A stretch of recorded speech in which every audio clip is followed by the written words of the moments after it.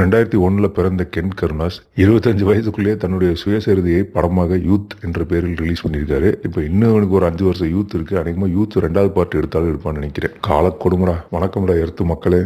இளம் வயதிலே வெற்றிமாறன் படத்தில் 2-3 ரோல் அடித்து பெரிய பெரிய டீமோட சினிமாவில் ஷூட்டிங் ஸ்பாட் எல்லாம் வேடிக்கை பார்த்து பார்க்கறதுக்கு நல்லா தானப்பா இருக்கான், நல்லா டான்ஸ் ஆடுறானே, சண்டை கண்டெல்லாம் நல்லா போடுறானேப்பா இந்த பையன் அப்படின்னு எல்லாரும் சொல்ல, ஊரை சுற்றி பல இயக்குநர்களிடம் கதை கேட்டு இவங்க சொல்ற கதையெல்லாம் ஒன்றும் சுவாரஸ்யமாவே இல்லையே, நம்மளே எழுதி எடுப்போம் அப்படின்னு களத்துல இறங்கி கென்னுடைய அப்பா அம்மா வெற்றிமாறன், தானு மற்றும் பல சினிமா பிரபலங்களுடைய பேராதரவுடன் கென் கருணாஸ் எழுதி இயக்கி இருக்கக்கூடிய தன்னுடைய சொந்த கதை, சோகக்கதை, சொந்த சோகமான காதல் கதை, அவங்க அப்பா குடிச்சிட்டு டார்ச்சர் பண்ண கதை, அவங்க அம்மா பாடுபட்டு அவங்களோட சேர்ந்து குடும்பம் நடத்தின கதை, இவன் பாடுபட்டு 10வது பரீட்சை எழுதுனது, 12வது பரீட்சை எழுதுனது, சைட் அடிச்ச பெண்களிடம் இருந்தெல்லாம் ரிஜெக்ஷனை ஃபேஸ் பண்ணது, எல்லா ஸ்கூல் லைஃப்லயும் நடப்பது போலவே சீனியர் ஜூனியர் சண்டைகள் அப்படின்னு பேசிக்கலி அவன் வாழ்ந்த சின்ன வாழ்க்கையில் அவன் பார்த்த எல்லா காட்சிகளையும் எழுதி ஒரு படம் பார்க்கணும்னு முயற்சி பண்ணியிருக்கான்.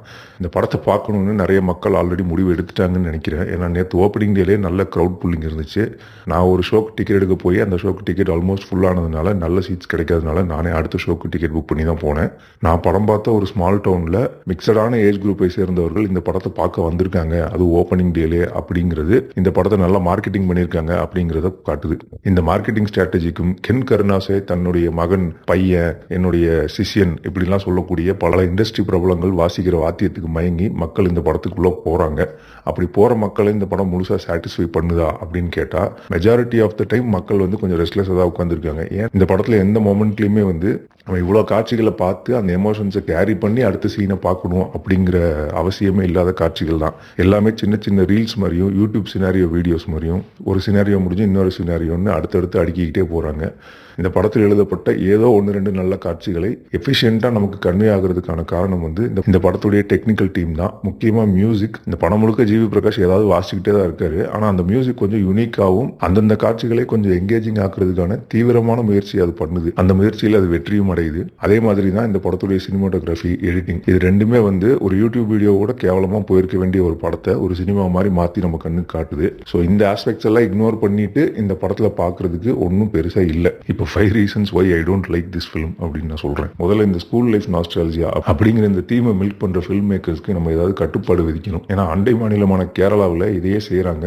வருஷத்துக்கு அவங்க ஊர்ல குறைஞ்சது 2-5 ஸ்கூல் லைஃப் படங்கள் வருது. அதுல ஒன்னாவது கண்டிப்பா நல்ல படமா இருக்கு. ஏன்னா அவங்க ஸ்கூல் லைஃப்னா அதுல வரக்கூடிய இளமை கால காதலை மட்டுமே மையமாக வச்சு அவங்க படம் எடுக்கிறது இல்லை. அதையும் தாண்டி அங்க இருக்கக்கூடிய வாத்தியார்கள், அந்த ஸ்கூலுடைய என்விரான்மெண்ட், அந்த பசங்களுடைய மனநிலை என்னவா இருக்கு, அவங்க வாழ்க்கைக்கு இன்ட்ரெஸ்டிங்கான விஷயங்கள் என்னென்ன, அவங்க ரொம்ப தீவிரமா என்ன பண்ணிட்டு இருக்காங்க, விளையாடுறாங்களா, மாங்காய் அடிச்சு திங்கிறாங்களா, குளத்துல போய் குளிக்கிறாங்களா, இல்ல சின்ன சின்ன தப்பும் தவறும் பண்ணிட்டு வீட்டுல மாட்டிக்கிறாங்களா, இல்ல அப்படி மாட்டிக்காம இருக்கிறதுக்காக அதை மறைக்கிறாங்களா, அப்படி மறைக்க முயற்சி பண்ணும்பொழுது அந்த பிரச்சனை இன்னுமே பல மடங்கு எஸ்கலேட் ஆகி பெரிய பிரச்சனையா வந்துருதா, இந்த சில்ட்ரனோட பிரச்சனைகள் எப்படி அடல்ட்ஸோட ப்ராப்ளமா மாறுது, இந்த மாதிரி பல ஆஸ்பெக்ட்ல பல கதைகள் அவங்க சொல்ல ட்ரை பண்றாங்க. ஆனா நம்ம ஊர்ல ஸ்கூல் லைஃப்னாலே இந்த பின்னாடி பெஞ்சில் உட்காந்துட்டு முன்னாடி பெஞ்சில் இருக்க பொண்ணை சைட் அடிக்கிற இதே கதையவே சொல்லிக்கிட்டு இருக்காங்க காலங்காலமா. இதுதான் இவங்களுடைய மைய பிளாட் பாயிண்ட். ஒருவேளை ஸ்கூல் படிச்ச காலத்துல பூரா இப்படி பொம்பளை பிள்ளை பின்னாடி சுத்திட்டு படிப்பு வராம தான் இவங்க பூரா படம் எடுக்க வந்துட்டாங்க போல.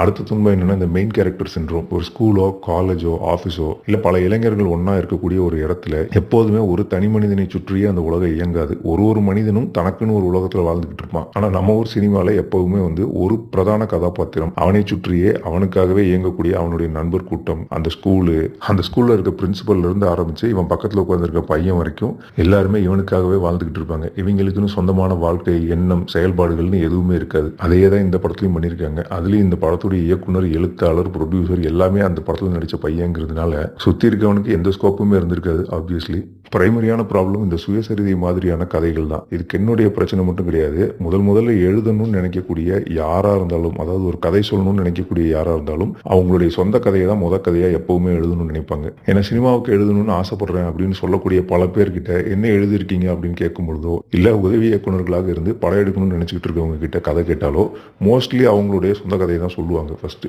அது ஒரு பேசிக் ஹியூமன் பிஹேவியர் போல. இதை தவிர்க்கவே முடியாது. எழுதணும்னு நினைக்கிறவங்க முதல்ல இதை எழுதி தூக்கி போட்டாதான் அடுத்து இவங்களால ஒரிஜினலா எழுதவே முடியும்.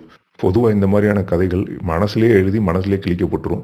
ஒரு சிலருக்கு பொறுமை இருந்தால் ஒரு பேர் நோட்டை வாங்கி கரகரன்னு சொல்லி மிஸ்டேக் கூட அதில் எழுதி வைப்பாங்க. ஸ்கூலில் படித்தது, காலேஜ் போனது, டீ கடையில் நின்னது, பஸ்ஸில் போனது, தம் அடித்தது, தண்ணி அடித்ததுன்னு எல்லா கருமத்தையும் அதில் எழுதி வச்சிருப்பாங்க. இந்த மாதிரியான கதைகள் ஒரு நோட்டில் எழுதி வைக்கப்படும் பொழுது பொதுவாக அந்த நோட்டை வந்து எடைக்கு போட்டுருவாங்க. இல்லை ஏதாவது அடுப்பெரியலைன்னா பேப்பரை கிழிச்சு பயன்படுத்திடுவாங்க. இன்னும் சில வீடுகளில் அதை கிழிச்சு ஆயுதுடைக்க கூட பயன்படுத்துவாங்க. இந்த அளவில் தான் இந்த கதைகள் மதிக்கப்படும். இதையும் தாண்டி சில பேர் அந்த கதைகளை டீ கடை வரைக்கும் கொண்டு வருவாங்க. டீ கடையில் வந்து தன்னுடைய நண்பர்களிடம் இந்த கதையை சொல்லும் பொழுது அவன் காரி தூக்கிட்டு போயிடுவான். டேய், இதே கதை தான் எனக்கு நடந்துச்சு, இந்த டீ ஆத்திட்டு இருக்காருல அவருக்கு அதே கதை தான், இந்த ஆட்டோ ஓட்டுறாரு அவருக்கும் அதே கதை தான், ஏன்டா உசுரை வாங்குறீங்க, போய் ஏதாவது பொழப்பு இருந்தா பாருங்கடா அப்படிங்கிற அளவில் அது டிஸ்அப்ரூவ் பண்ணப்படும். இதையும் தாண்டி சில பேர் வந்து சில ப்ரொடியூசர் கிட்டயோ சில ஆக்டர்ஸ் கிட்டயோ இந்த கதையை போய் சொல்லுவாங்க. அதில் தான் இந்த கதை கேட்கும் போது தூங்கிட்டேன் அப்படிங்கிற சம்பவங்கள்லாம் நடக்குது. ஸோ பேசிக்கலி இந்த முதலில் எழுதக்கூடிய சுயசரிதை கதைகள்லாம் அங்கங்கே அப்படி அப்படியே கிழிச்சு தூக்கி போட வேண்டியது. அதிலிருந்து ஒரு சில இன்டென்ஸான எபிசோட்ஸை எடுத்து நம்ம ஃபியூச்சரில் எழுதக்கூடிய கதைகளை பயன்படுத்தலாமே தவிர நமக்கு வாழ்க்கையில் நடந்த எல்லாத்தையும் அப்படியே எழுதி ஒரு படமா எடுக்கணும் அப்படின்னு நினைக்க கூடாது. அதனாலதான் இந்த மாதிரியான படங்கள் பொதுவாக நிறைய எடுக்கப்படுறது இல்லை. ஆனா கென் வந்து ஒரு நெப்போ கிட்டுங்கிறதுனால, அவருக்கு இன்வெஸ்ட் பண்றதுக்கு ஆள் இருக்குங்கிறதுனால இந்த மாதிரியான கதையெல்லாம் எடுக்கலன்னா என்னடா இதெல்லாம் எவன்டா பார்ப்பான் அப்படின்னு யாராவது கேட்டா கூட, அதான் இந்த மாதிரிலாம் படங்கள் வரதே இல்லையே, நம்ம எடுப்போம் கண்டிப்பா ஒர்க் ஆகும் அப்படின்னு சொல்ற இடத்துல கென் இருக்கிறதுனால அவனை ஆதரிப்பதற்கும் ப்ரொமோட் பண்றதுக்கும் சப்போர்ட் பண்றதுக்கும் ஏகப்பட்ட ஆளுங்க இப்போதைக்கு இருக்கிறதுனால இந்த படத்தை எப்படியோ வியாபாரம் பண்ணிடலாம் அப்படிங்கிற நம்பிக்கையில இந்த படத்தை எடுத்திருக்காங்க. நினைச்ச மாதிரி இந்த படத்தை வியாபாரமும் பண்ணிட்டாங்க. மக்களும் இவங்க ரிலீஸ் பண்ண ப்ரோமோ வீடியோஸ்ல இவன் ஆடினது பாடினது, அப்புறம் இவங்க கொடுக்கக்கூடிய ப்ரொமோஷனல் இன்டர்வியூஸ்ல இவன் பேசுறது, இதெல்லாம் வச்சு இந்த படத்தை பார்க்கணும் அப்படின்னு முடிவு எடுத்துட்டாங்க. ஸோ இந்த படத்தை நிறைய பேர் பார்ப்பாங்க, இந்த படம் கரை சேர்ந்துருவோம் அப்படிங்கிறதுல எந்த சந்தேகமுமே இல்லை.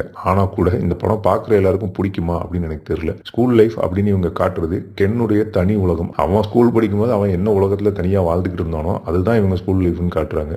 இது எல்லா ஸ்கூல் பசங்களாலையும் ரிலேட் பண்ணிக்கக்கூடிய ஒரு கதையா இருக்குமா அப்படின்னு எனக்கு தெரியல. ஆனா நிறைய ஸ்கூல் பசங்களோ இல்ல சமீபத்தில் ஸ்கூல்ல படிச்சு முடிச்ச பசங்களோ தான் இந்த பிரதான கதாபாத்திரம் அப்படின்னு ஐடென்டிஃபை பண்ணிக்கக்கூடிய வாய்ப்புகள் இருக்கு. அதே நேரத்தில் ஸ்கூல்ல படிக்கிற வயசுல பசங்க இருக்கக்கூடிய பேரண்ட்ஸ்க்கு இந்த படம் மேபி ஒர்க் ஆகலாம். ஏன்னா இந்த படத்துல வரக்கூடிய பிரதான கதாபாத்திரத்தை தன்னுடைய மகனாவோ மகளாவோ அவங்க இமேஜின் பண்ணிருக்க வாய்ப்பு இருக்கு. தனக்கு இருக்கக்கூடிய ப்ரிவிலேஜையும் தனக்கு கிடைச்ச வாய்ப்பையும் பயன்படுத்திக்கிட்டு தன் கண்ணு முன்னாடி இருக்கக்கூடிய கதாபாத்திரங்கள் தனக்கு வாழ்க்கையில் நடந்த விஷயங்கள்னு எல்லாத்தையும் எழுதி நல்ல எக்ஸ்பீரியன்ஸ்டான டெக்னீஷியனுடைய சப்போர்ட்ல இந்த கதையை எப்படியோ கொண்டு வந்து திரையில சேர்த்துட்டு இருக்கேன். இந்த படத்தில் எனக்கு இருக்கக்கூடிய இன்னொரு மேஜர் ப்ராப்ளம் என்னன்னா, addressing people by their full name. சமீபத்தில் மயிலாட், வித் லவ் போன்ற படங்களையும் இந்த மாதிரி விஷயத்தை கவனிக்கிறேன். ஒரு படத்தை எடுக்கிறவனோ எழுதுறவனோ இவங்க ஏதோ வித்தியாசமா ஒரு கதாபாத்திரத்துக்கு பேர் வச்சுட்டேங்கிறதுக்காக அந்த படத்தில் வரக்கூடிய எல்லாரையும் அந்த கதாபாத்திரத்தை முழுசா அந்த பேரை சொல்லி அட்ரஸ் பண்ண வைக்கிறது இருக்குல்ல. இந்த படத்தில் பிரேக்ஷாவோ பிரதீக்ஷாவோ ஏதோ ஒரு பேர் வச்சிருக்காங்க ஒரு பிள்ளைக்கு. அந்த பேர் ஏதோ யூனிக்கா இருக்குன்னு நினைச்சு வச்சாங்களா, இல்ல அந்த பேர் வச்சிருக்க பொண்ணு இவனுக்கு இந்த படத்தை பார்த்துட்டு ஒரு ஹாய் சொல்லணும்னு நினைச்சானோ, என்ன கருமன்னு தெரியல. அந்த பொண்ணுக்கு வாயில் நுழையாத வித்தியாசமான ஒரு பேரை வச்சுட்டு மூச்சுக்கு 300 தடவை அந்த பேரை முழுசா சொல்லி சொல்லி சொல்லி சொல்லி சொல்லி சொல்லி சொல்லி சொல்லி சொல்லி சொல்லி கென் கூப்பிடுறது வந்து நமக்கே ரொம்ப மூச்சு வாங்குது. இதில் இன்னொரு காமெடி என்னன்னா, இந்த சப்டைட்டில் போட்டவன் பிரேக்ஷான்னு ஒரு பேஜ்லையும் டைப் பண்ணி கடுப்பு ஆயிட்டான் போல. கொஞ்ச நேரம் கழிச்சு பிஆர்ஏ அப்படின்னு போட்டு புள்ளி வச்சுட்டு போயிட்டான். அவ்வளோ ஆனால் இங்கே அத்தனை தடவை உச்சரிக்கப்படுது அந்த பேர்.